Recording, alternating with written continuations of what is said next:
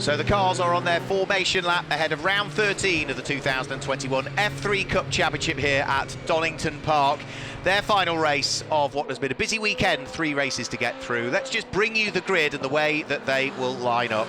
Pole position will go the way of the number 28 car of Stefano Lini, and alongside is going to be number 66 John Corbett, with row 2 of the grid being Dominic Paul and Shane Kelly, who won the race earlier on today. Row 3 of the grid is Tony Bishop, who lines up alongside former champion George Lyne, and the final row of the grid will see Mark Harrison on his own. There will be nobody on an 8th position. So we've had 2 races, we've had 2 different winners. Shane Kelly won the race yesterday, I should say, rather, and Stefano Lini claimed top honours in the race earlier on today, claiming his 10th victory out of 12 races. And the only 2 that he hasn't won, one where he won on the road at Brands Hatch but was given a time penalty which bumped him down to 6th, and the other one was yesterday whilst he was leading the race dominantly, made a mistake at Coppice Corner, put the car in the gravel and was out of the race on what was, at the time, the penultimate lap.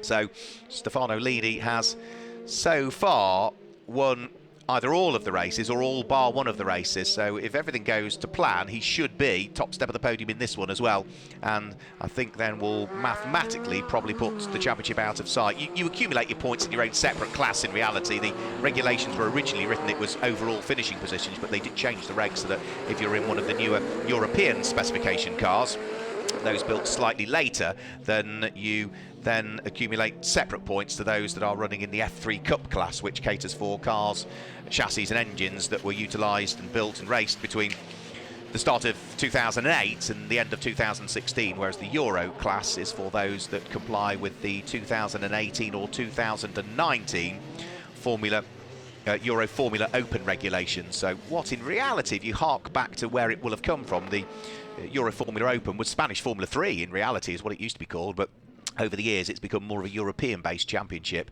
and has seen lots of British drivers go over to compete in it. So they are sort of the newer cars with better aero and have significant better performance as a result compared to the slightly older Dalaras, but they're still quick cars nonetheless. Green flag waves for the final time this weekend. We're about to get our race underway. 15-minute race. Stefano Lini and John Corbett on the front row of the grid.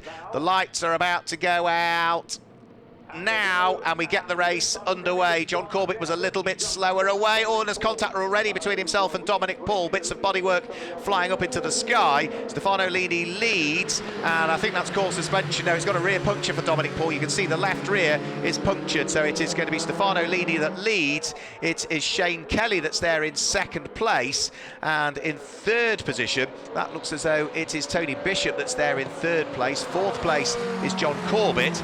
5th is George Lyne, and 6th is going to be Mark Harrison, and I'm afraid to say a left rear puncture for the Chris Dittman Racing prepared car of Dominic Paul.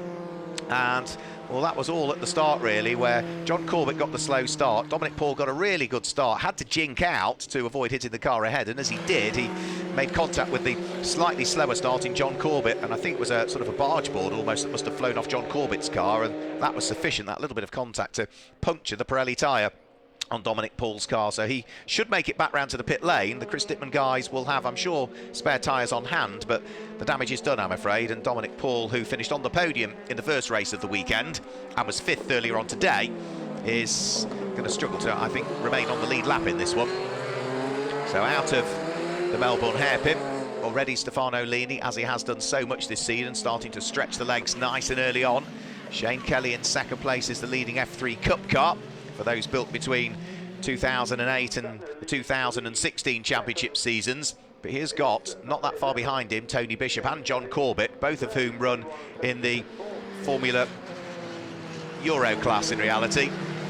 Lini, understandably, with the fastest lap of the race on the first lap as he's streaked away. That 1:30 should be down to something like a 1:23 maybe, subject to weather conditions. It's dry out there, but the ambient temperature might just have fallen away a little bit, so we should be into the 1:23, is about 7 seconds quicker, but the 1:30 of course was a standing start for Stefano Lini, and he is already 1.8 seconds to the good, and at the wheel of the CF Racing prepared car, looking to try and make good his escape here from that man there, the University of Wolverhampton prepared number 11 car in the hands of Shane Kelly.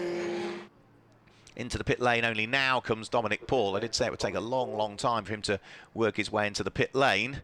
And I'm sure the Chris Dittman team will go to work to try and service that car. The first thing they need to do is check there's no suspension damage or anything other, and as long as they're happy that it's safe, they'll send it back out. So bouncing over the curbs goes the number 66 car of John Corbett. You can see already off is coming the left rear. On is going a brand new sticker tyre by the look of it, so it's a brand new tyre that's going on. I think it's Chris Dittman that's actually on the wheel gun as well. Yes, it is. Chris Dittman is the man who's on the wheel gun there, the man who owns the team, getting his hands mucky.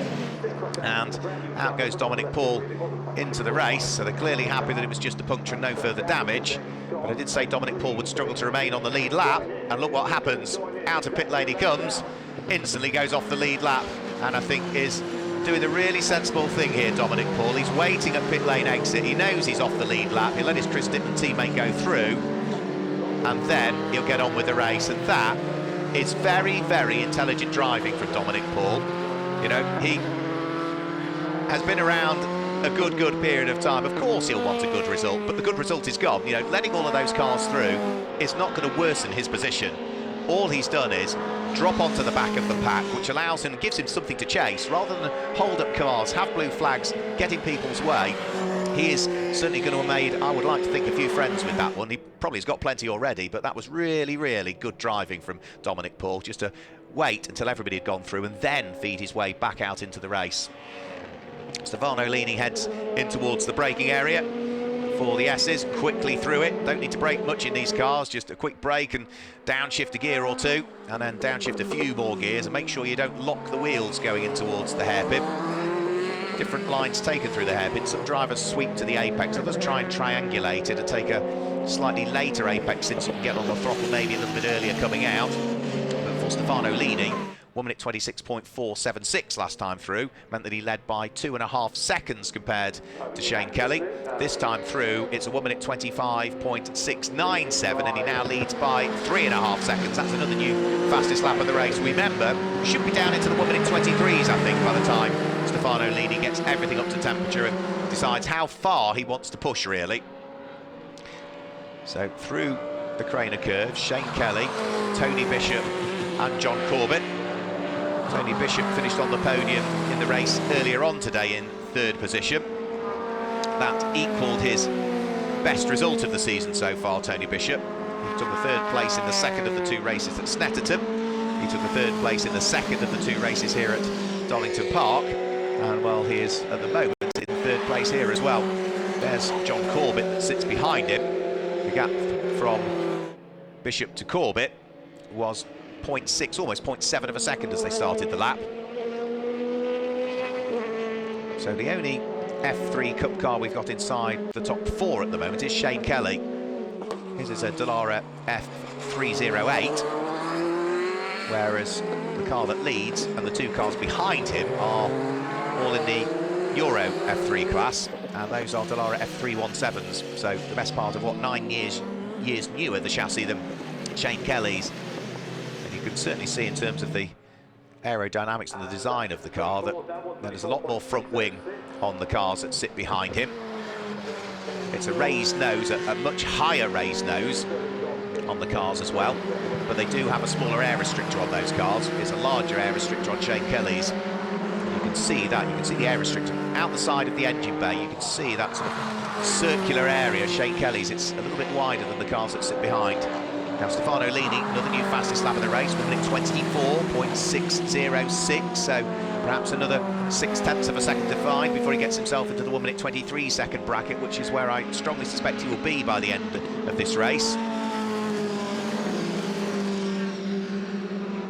Up towards Coppice Corner, and out of it has already gone Stefano Lini, 5.2 seconds to the good as he works his way in towards the S's. This is lap number 5. How things currently stand. We've managed to get 11 laps out of the previous 15 minutes, so I think they've all stayed green all of the way as well, the F3 Cup races. So through the corner, you can see working hard at the wheel is Stefano Lini, his CF Racing prepared car. That's Huell Lloyd's team, based down in Wales. Might be an Italian flag on the side of Stefano Lini's car, but very much the Welsh accent. And as he heads over the start-finish line now. Looks as though the gap between himself and Shane Kelly is opening up ever more. Consistent lapping also from Stefano Lini. Now John Corbett has got himself ahead of Tony Bishop on that lap. Now that would have happened towards the tail end of the lap, where Tony Bishop was, well, he was slower through all three sectors really, and that was what really just allowed Corbett to squeeze his way through. So John now up into third place. Hasn't had a podium as yet so far this weekend. He had a 5th and a 7th, but he's in the podium spots at the moment, is John. As for the 6th time of asking, he turns his way through McLean's corner and up towards Coppice, the blind entry, double apex right-hander. Because of the brow at the hill, you just can't see the apex, so you get on the brakes, you pitch your car in towards the corner, you grab the first apex, but just let the car run towards the middle part of the circuit for the second apex, and then make sure you run all the way towards the very edge curb on the exit of the corner, and then move the car over from the left to the right to get onto the brakes for the S's, where they've just gone through at the moment. 6.5 minutes remaining. Now, can John Corbett do anything about catching up with Shane Kelly? Through the first sector of the lap, he was 0.3 of a second quicker. He was a further 0.2 of a second quicker, the number 66 car, through the second sector of the lap. So what was a 1.9, almost a 2-second gap from number 11 Shane Kelly in second place to John Corbett in third, is going to come down absolutely. It's now down to 1.1 seconds between the pair of them, while Stefano Lini continues to chip away at the best lap time of the race. 1 minute 24.179 now for Stefano Lini, meaning he enjoys an 8.5 second lead between himself and this lot of three cars here fighting over second, third and fourth position. Now John Corbett is starting to fall back into the clutches of Tony Bishop again, who seems to have got the fire back in his belly once more. This will be for third and fourth in the race, but second and third in the F3 Euro class. So through Coppice corner, Tony Bishop will be starting to get the toe down the straight, but that will also pick up the dirty air through the corners and just take a bit of the airflow off the front wing of the car in particular, which might just cause it to understeer a little bit. And that, I think, is what's allowing John Corbett just to pull away again a little bit more now. So in towards the braking area for the Melbourne hairpin. They're on lap number 7 at the moment. 11 laps we managed to squeeze out of the previous races. Certainly yesterday's race held in beautiful sunshine, where Shane Kelly took the win. He's in second in this race. And the race earlier on today, where Stefano Lini took the win, who has just managed to get himself into the 1 minute 23 second bracket. I did say we'd be down into the 1 minute 23s, and Stefano Lini has got there at the end of lap number 7. 1 minute 23.937 is the fastest lap of the race. He now leads by 11.1 seconds. There's the car that's 5th and second of the F3 Cup cars. That's the 2016 champion George Line. This car also entered by the University of Wolverhampton, one of several universities nowadays in the UK where, if you're studying motorsport engineering, you can get your hands onto a fully competitive car. There's a couple of universities that enter cars into national championships here, and some of them very high-profile national championships as well. And it gives the students not just the opportunity to come and watch some motor racing and get involved, but it's all well and good learning motorsport engineering in a classroom environment, but to do it in a live competitive environment is a very, very good opportunity. And I think every time I've spoken to any of the students that are either involved in Shane Kelly's car or George Line's, they are relishing the opportunity, and it makes such a very different dynamic to their motorsport engineering degrees. Now Dominic Paul is catching cars ahead, but remember, he is off the lead lap, so after that puncture he is still playing catch-up with the cars ahead of him, and there's no chance of him really improving his position in the race, but he's now hot onto the heels of his teammate. We had a new fastest lap of the race again for Stefano Lini, 1 minute 23.679, meaning the lead advantage grows to 13.5 seconds.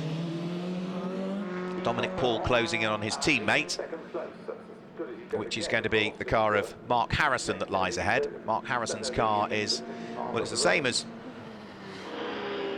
Shane Kelly's really. It's the Dallara F308, and Shane Kelly has been picked off on this lap by John Corbett, who is now also looking to try and pull away, but Tony Bishop wants to join in on the fun and try and make it another Euro F3 car that picks up third position. So Shane Kelly passed by one car, still leading his class at this stage, but he's now got Tony Bishop in his slipstream, who jinxed one way, jinxed the other. Tony Bishop is going to go through, and Shane Kelly, I think, will let him there, because there's no point fighting with a car that's not in your class in reality. He will still pick up the same amount of championship points as otherwise he would. Now, have we had this year the top three be nothing but F3 Euro cars? Yes, we did. We did at Silverstone at the second round of the championship, where Stefano Lini won, John Corbett was second and Tony Bishop was third. But that is the only occasion so far this season that F3 Euro class cars have occupied the top three. So there's a minute and 45 to go, which means that Stefano Lini is on to his 10th lap, and as long as nothing else happens, we should be good to go 11 laps again in this race. So down through the Craner curves they'll go. They've still got 3 further championship races to come up at Snetterton in what will be just next weekend. I think they're on the programme down there at Snetterton on the 25th of September for what I think is just scheduled to be a single day meeting as well, which means that they're going to have a very, very busy weekend to not just re-prep the cars, but also cram in all 3 races over the course of one day. Yes, they are. Yeah, they're down at Snetterton just next weekend. And considering it's a one-day meeting, yeah, they've got 1 race in the morning, 2 races in the afternoons, and only a few days really to prep the cars, and maybe head down to Snetterton on the Thursdays that they'll test on the Friday. I'll have to wait and see.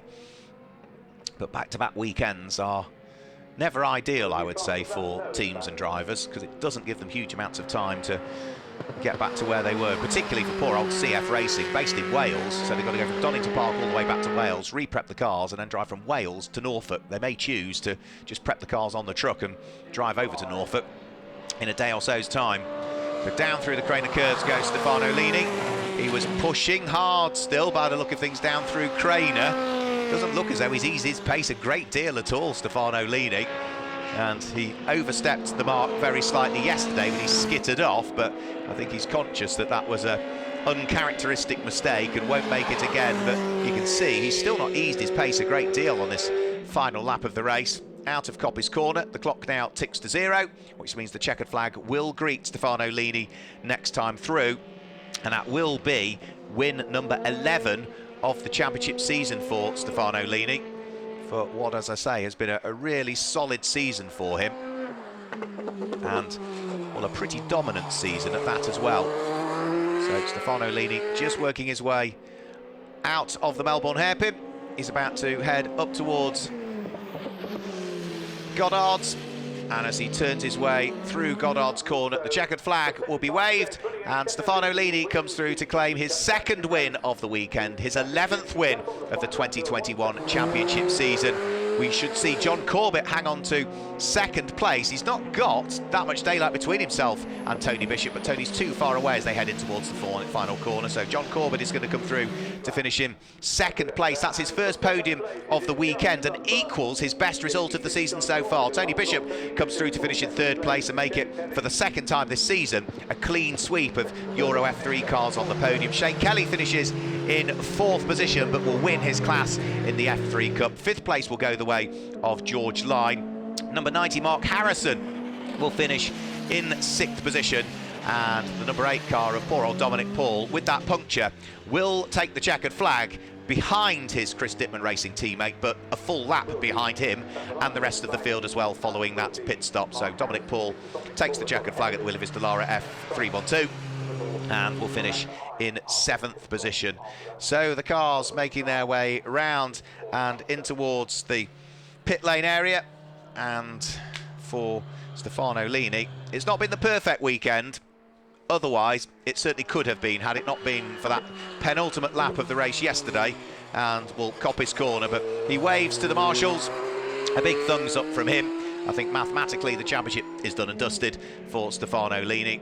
and well, he's been the man to beat all season, really. Say his worst finish of the season was this weekend, a non-finish. His other worst finish of the season was 6th place, but that was only because he was given a time penalty at Brands Hatch for going beyond the circuit limits. But it could potentially have been a clean sweep of victories in the season at this point, with still just 3 races to go at Donington Park. So the car's heading down the pit lane. That's confirmed the results for you for the final F3 Cup Championship race of the weekend. The win goes the way of Stefano Lini, who claims victory. In 2nd place, it was John Corbett. Dominant victory in the end of 21 seconds between himself and John Corbett. Tony Bishop was there in 3rd place. Shane Kelly wins the F3 Cup class in 4th place, ahead of George Line in 5th, and Mark Harrison in 6th place. And a lap off the lead was Dominic Paul, following his puncher at the very start. So that is the final results for our last F3 Cup race of the weekend here at Donington Park. Thank you very much for joining us. I hope you've enjoyed what you've seen, and hopefully we'll see you all very soon indeed. So from myself, Mark Werrell, and the whole team here at Donington Park, it's goodbye.